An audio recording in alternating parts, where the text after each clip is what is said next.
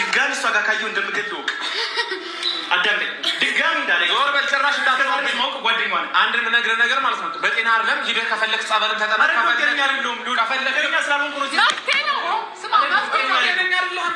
መልሽልኝ። ምንድን ነው እሱ ነገር? ይሄ በእርግጠኝነት ከጤናሽ አይደለም። ምንድን ነው እሱ? ድጋሚ እንዳለ ዞር በል ጭራሽ ትነካታለህ። ጭራሽ ትነካታለህ።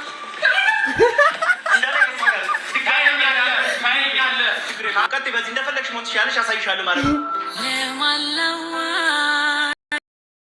የአብ እንግዲህ ከወደ ሄሉ ጋር ተመልሷል ማለት ነው። ሄሉ እንግዲህ እንዴት ከያአብ ጋር እንዴት ተጣሉ ማለት ነው። እንግዲህ ቪዲዮ ላይ እንዳያችሁት ማለት ነው። ወደ ቤተሰቦቻችን ወደ ተመልካቾቻችን ለቤት አዲስ ከሆናችሁ ላይክ፣ ሰብስክራይብ በማድረግ ከኔ ጋር እንደተሆነው በአክብሮት ጋብዛችኋለሁ። ለዚህ ቤት ማለት አዲስ ከሆናችሁ ማለት ነው። እንግዲህ የአብ ከዚህ በፊት ከሄሉ ጋር እንግዲህ ብዙ ጊዜ ቆይቷል ማለት ነው። ያው እንግዲህ የአብ ጋር ብዙ ሄሉ እንግዲህ ብዙ ቪዲዮ ሰርቷሉ። ብዙ ጊዜ እንግዲህ ያው ብዙ ደስ የሚል ቪዲዮች ሰርቷሉ ማለት ነው። አሁን እንግዲህ ከየአብ ጋር አይደለችም ነበር እና አሁን እንግዲህ ትንሽ ከቆየ በኋላ እንግዲህ የራሱ ህይወት አለው እሱ ራሱ ማለት ነው። የራሱ ህይወቱ ቀጥሏል ማለት ነው። የአብ እንግዲህ ከሄሉ ከተለየ በኋላ ብዙ ማለት ያው የራሱ ቤት ላይ የራሱ እንትን ላይ እየሰራ ነበረ። እንግዲህ ከሌላ ጋር እንግዲህ የራሱ ህይወት አለው ማለት ነው። እንግዲህ አሁን እንዴትስ ከልዑል ጋር አንድ ላይ ሆነች? ልዑል በጣም የሚወደው ጓደኛዬ ነው። ልዑል ጋር ብዙ ነገር አሳልፈናል። ከልዑል ጋር እንግዲህ ብዙ ወጣ ውረዶችንም ብዙ ነገሮች ማጣት ማግኘትም አይተናል። ያው አንድ ላይ አሳልፈናል። ግን እንዴት ከሄሉ ጋር ተመልሶ እሱ አንድ ላይ እንትን ያደረገ እሷ ደግሞ ሄሉ ደግሞ ልዑልን እወድሃለሁ ካለች ደግሞ እሱ እንዴት ይቀበላል? ይሄ ነገር አምኖ እንዴት ነው የሚቀበለው? እንዴት እንደዚህ ከእሷ ጋር መሆን ቻለ ምናምን ብሎ እንግዲህ ልዑልና ሄሉ አንድ ላይ እንደተለመደው እንግዲህ ስብስብ ብሎ አንድ ላይ ቤቱን ቆልፎ እነሱ ባለበት ሰዓት ላይ እንግዲህ የአብ እንግዲህ ቀጥታ ቤቶ ድረስ መጣ ማለት ነው። እንግዲህ ኃይለኛ ግጭት ነው የተነሳ ማለት ነው። እንግዲህ መሀል ላይ የተነሳው ነገር አይታችኋል ብዬ አስባለሁ። እንግዲህ ውድ ተመልካቾቻችን ውድ ቤተሰቦቻችን እንግዲህ ላይክ እያደረጋችሁት ማለት ነው። እንግዲህ ውድ ቤተሰቦቻችን እንግዲህ ልዑልና የአብ መሀል ላይ ግጭት ኃይለኛ ግጭት ነው የተነሳ ማለት ነው። ያ ግጭት መሀል ደግሞ እሱ ትጨዋለች ማለት ነው። እንግዲህ እንዳያችሁት ነው ቪዲዮ ላይ ማለት ነው። እንግዲህ ውድ ቤተሰቦቻችን እንግዲህ ያው የአብን ያው ጸባይ ታውቁታላችሁ። የአብ እንግዲህ ጸባዩ በጣም ዘድ ነው ማለት ነው። ማለት የሆነ በቃ ያስፈራል። የሱ ጸባይ ማለት ነው። ስነሳ ይመታል። የሆነ በቃ የምርን የምላችሁ ቪዲዮ ላይ ስታዩት ማለት ነው በጣም ያስፈራል። እንግዲህ ማለት የሆነ በቃ የሆነ ሲጮው እንደገና እጅ ሳነሳ በቃ የሆነ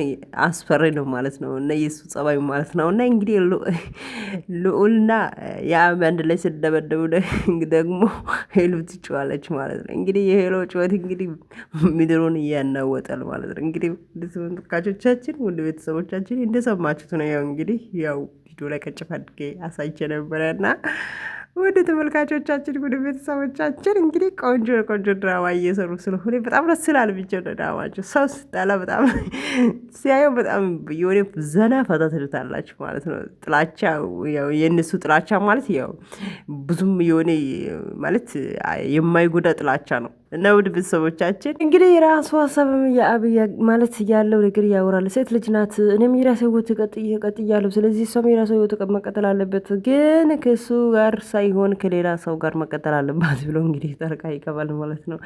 እንግዲህ ብዙ ነገር እያየ ነበረ፣ ብዙ ነገሮች እየቻልኩት ነበረ፣ ብዙ ነገሮች እየሰማሁት ነበረ እና አሁን ደግሞ በቃ አስጠለኝና ከዛን ደግሞ እንዴት በቃ ልዑል ጋር እንደዚህ ትሆናለች፣ እንዴት ከልዑል ጋር እንዴት በቃ ቻለ ምናምን ብሎ እንግዲህ በጣም ማለት ስሜታው ሆኖ እያወራ ነበረ ማለት ነው። ትንሽ ርቄ ነበርኩና ይሄ እንዴት ችዬ ይሄን ነገር አይቼን ችዬ ከልዑል ጋር እሱ ሲኖር እንዴት ችዬ ነው እንዴት በቃ እንዴት ሆኜ ነው እንዴት ያልፋለሁ ይሄ ነገር አይቼ እንዴት ነው ዝም የምለው ምናምን ብሎ እንግዲህ ቀጥታ ቤት ድረስ መጥቶ ማለት ነው።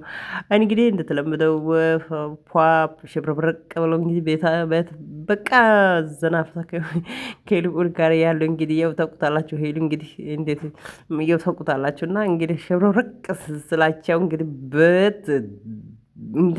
ከፍቶ ገባ ማለት ነው። ያው የአብ ማለት ነው እንግዲህ እንዳያችሁት ላይ ቪዲዮ ላይ ማለት ነው። እንዴት እንደዚህ ነገር ላይ ይቀለዳል? ይሄ ቀልድ እናንተ ትላላችሁ። እናንተ እንደ ቀልድ እያሰባችሁ እንደ ቀልድ እየወሰዳችሁት ነው። እንዴት ይሄ ነገር እንደ ቀልድ ይታያል? ምናምን ያው እንግዲህ ከዚህ በፊት እንዳያችሁት ነው። ያው እንግዲህ የአብ እንግዲህ እስከ 40 ምንጭ ድረስ እንግዲህ ቤተሰቦቿ ጋር ሄደዋል። ያው እንግዲህ ብዙ በቃ ማለት በቃ ብዙ እንትኖች ሰርቷል ማለት ነው። ያ ማለት ያኔ እስከ 40 ምንጭ እስከ ሄሉ ቤት ድረስ እንግዲህ ያው እንግዲህ ሄደዋል። በጊዜው ቤተሰቦቿ ጋር ቀጥታ ማለት ነው። ያው እንግዲህ ትንሽ መሀል ላይ ግጭት ተነሳ ማለት ነው። ያ ግጭት ምክንያት እንግዲህ መሀል ላይ እንግዲህ ሸርተት ብሎ ነበረ። እንግዲህ የአብም የራሱ ህይወት ቀጥዬ ነው የራሱ ህይወት ቀጥዬ ካሁን በኋላ በቃ እንገናኝም ካሁን በኋላ በቃ እንደዛ ብሎ ነበር። ቢያንስ 7 ወር ምናምን እንደዛ አካባቢ ይሆናል ነበር። አሁን እንደምትመልሰው መጥቶ እንግዲህ እንዴትስ በቃ እንዴት እንደዚህ ሆንሽ? እንዴት ከሱ ጋር መሆን እንዴት የገዛ ጓደኛዬ ምናምን በቃ አንተ ምን አገባህ? አንተ ምንም አታገባም። ምንም በቃ አይመለከትህም። ለምንድን ነው የመጠከው? ምን ስራ መጠከው ማለት ምን አገባህ? ምን አገባህ? ውስጥ የሚያስገባህ ነገር አለ? ምን አገባህ? ለምን መጠክ? ምን ፈለክ? ከኔ ውጣልኝ። ከህይወቴ ወጥተሃል። አሁን ለምን ተመልሰህ መጣክ? ምን አገባህ? አይ ያገባኛል። እንዴት ከጓደኛዬ ጋር እንዴት ትሆናለህ? አይ በፍጹም ማግባት በቃ አትችልም። አንተ ምን አገባህ? እንግዲህ ምን ልበላችሁት? በቃ ኃይለኛ ግጭት ነው የተነሳ ማለት ነው። እንግዲህ መሀል ላይ ማለት ነው እንግዲህ ሄሉ ከኔ ጋር ትመለስ፣ ከኔ ጋር ትሆን፣ እኔ ከሷ ጋር መሆን አለብኝ፣ ከኔ ጋር ትመለስ እያልኩት አይደለም። በዚህ ላይ በደንብ መስማት አለባቸው ይላል እንግዲህ የአብ ማለት ነው። እንግዲህ እኔ ከኔ ጋር ትሆን፣ ከኔ ጋር ትመለስ፣ እኔ ከሷ ጋር መሆን አለብኝ እያልኩት አይደለም። እዚህ ላይ ልብ በሉት። ስለዚህ እኔ ለምን ከልዑል ጋር አንድ ላይ ሆነች? ልዑል የማይረባ ሰው ነው። ልዑል ልሷ አይገባም። ልዑል በቃ ልሷ አይሆንም። ለምንድን ነው ከልዑል ጋር ምትሆናት? ይህንን ለመቁጣት እሱ ደግሞ ሄሉ ደግሞ እንዴት አንተ ምን አገባህ? ወንድሜ ቢሆንም ምን አገባህ? አንተ ምንም አታገባም። ስለዚህ ከህይወቴ ወጥተሃል። አንዴ ወጥተሃል። በቃ ተመልሰ ለምን መጣክ? የፈለግኩት ባድርግ አንተ ምን አገባህ? ምን ያገባሃል? ውጣልኝ ከቤቴ ትላለች ማለት ነው። እንግዲህ መሀል ላይ ድብድብ ነው የተነሳ። እኔ ይሄ አፈቅርሻለሁ ብሎ ልዑል ላንቺ ይሄ ቃላት ስናገር ማስማትም አልፈልግም። በቃ አልፈልግም። በጓደኝነት ኦኬ መቀጠል ትችላለሁ፣ ግን ትችላላቸው፣ ግን አፈቅርሻለሁ ምናምን ማድረግ ማለት ምንም አይችልም ምናምን። አንተ ምን አገባህ? ማን ነው የጠረከው? ለምን መጣክ? እንዴት መጣክ? ያገባሃል ወይ? ምን አገባህ ብላ እንግዲህ ሄሉ ማለት ነው በጣም ቅልጥ ብላ ታወራለች ማለት ነው። እንግዲህ አብሽ ዝጊ፣ አፍሽ ማዝጋት አለብሽ እንጂ እንዴት አላገባም? አንቺ ራስሽ አንቺ ምን አሰብሽ ነው? ወላ ኃይለኛ ግጭት ነው እንግዲህ እየተነሳ ማለት ነው። እንግዲህ ልዑል እኔ ይበልጣለሁ ስለ ማለት ነው። እንግዲህ የራሷ የቻለ ባለቤት አለው። ሄሉ የራሱ የቻለው ባለቤት አላት። እና ውድ ተመልካቾቻችን፣ ውድ ቤተሰቦቻችን እንግዲህ ልዑል ተመልሶ ለምን መጣህ? እንዴት መጣህ? ምን ስራ መጣህ? ከዚህ በፊት የት ነበርክ?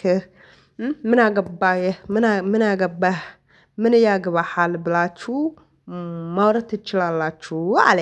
አዎ ይችላሉ፣ ያወራሉ ሰዎቹ። እና እኔ አንድ ከተማ፣ አንድ አካባቢ፣ አንድ ሰፈር ላይ እንደዚህ ነገር እነሱ አንድ ላይ ሲሆኑ ማየት አልፈልግም አለ።